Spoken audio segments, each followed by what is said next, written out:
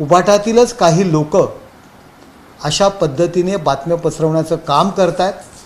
आपल्या खासदार आमदारांवरती प्रेशर आणण्याकरता अशा पद्धतीच्या बातम्या उभाटातीलच काही नेते हेतुपुरस्पर समाज माध्यमांमध्ये अशा प्रकारच्या बातम्या पसरवित आहेत.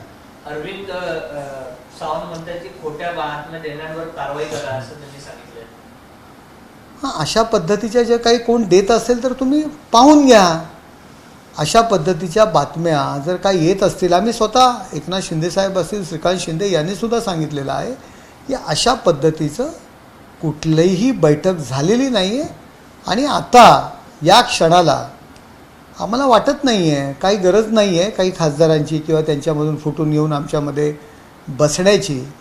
आता त्यांच्यामध्ये जे काही नाराजी असेल तर अशा पद्धतीने खासदार आणि आमदारांना बदनाम करणं हे उभाटाच्या नेत्यांना पटत नाही आहे आणि त्यांनी करू नये.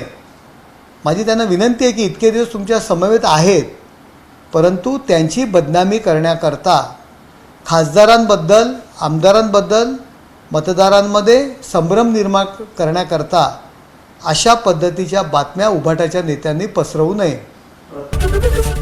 एबीपी माझा, उघडा डोळे बघा नीट.